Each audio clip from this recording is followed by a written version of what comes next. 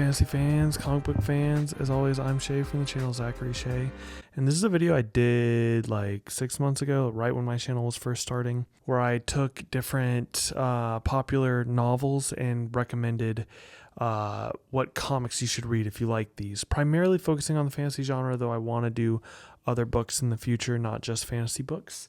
But today I'm going to be doing comic books recommended off of these popular books. And first off, I'm going to go with recommendations for Dungeon Crawler Carl.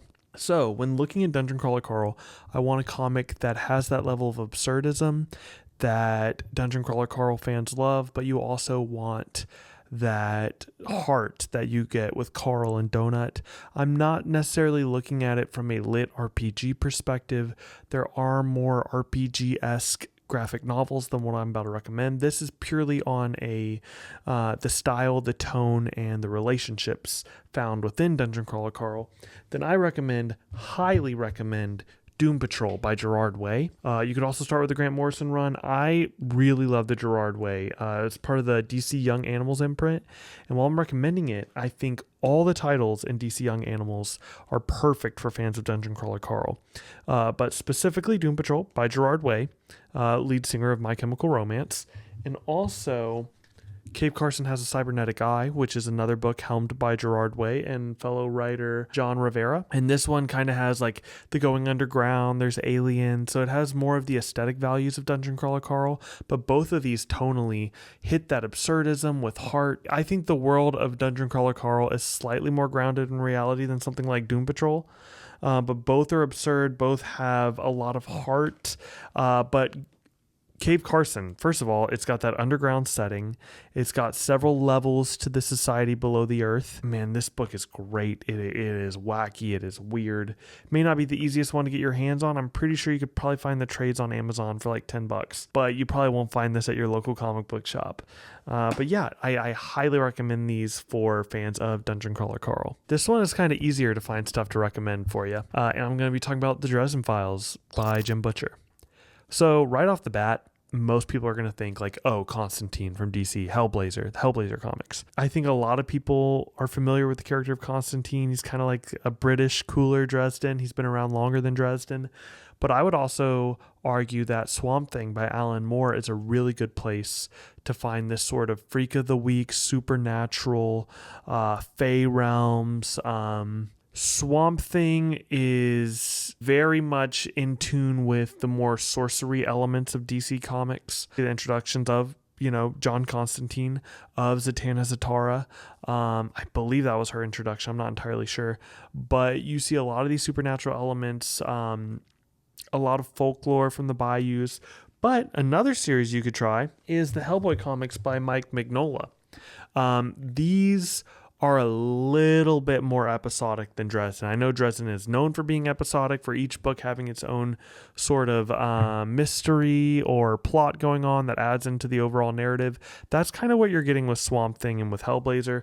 With Hellboy, it's very much like it adds into the overall narrative, but you can tell that each individual folklore, each individual run-in with these mythological beings is at the forefront of Mike Mignola's mind, and the overarching plot just kind of forms around after the fact, at least what I've read so far. There is some continuity, but overall they feel like you can kind of read them anywhere. There'll be like small references, that way you're on the right track reading it in publication order or in chronological order, but for the most part they're pretty separate. All right, and this one is probably my biggest stretch of the evening, and it's going to be a series similar to what is becoming one of my favorite series, Wars of Light and Shadow by Janie Wirtz. Now, what I want to highlight in this, because there's so many aspects of this series, I'm never going to find a one-to-one from any medium, whether that be prose format or graphic novels.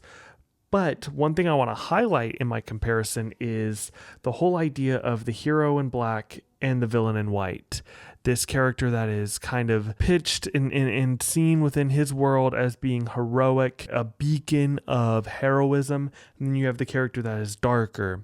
Well, this is kind of a stretch, but I still think it applies. So in Jack Kirby's massive Fourth World comics. Now, I know what you're probably thinking, like, oh my goodness. But you don't need to read all this. This is for the diehard fans. This is for me. A much better place to start, in my opinion, even though that stuff is great. If you love this, go back, check that out. You'll probably love it. But Mr. Miracle, this is an absolute edition. The actual trade paperback is much, much smaller. This has got like extra artwork and stuff in it. But the actual comic is not all that long.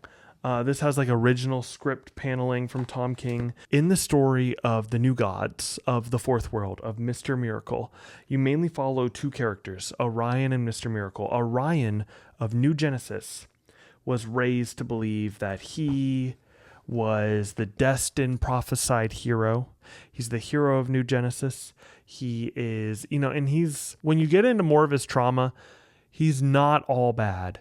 But he is, he's the hero. He's Orion of New Genesis. And he's kind of a dick. And then you also follow Scott-Free, Mr. Miracle. And he was raised on Apocalypse. He was raised in hell. The real cool twist here is that you find out through the Fourth World, or if you read Mr. Miracle first, you'll find out right away. This is not a huge spoiler. Everyone who knows the New Gods knows this. Orion is actually the child of Darkseid, who's like the devil. And Mr. Miracle is the child of Highfather, who's like almost this like biblical godlike figure. There was like a trading of hostages type situation where they would each, to create a peace between Apocalypse and New Genesis, they would trade their children. So Scott was supposed to inherit New Genesis and Orion was supposed to inherit Apocalypse. But because of the hostage situation, that doesn't happen.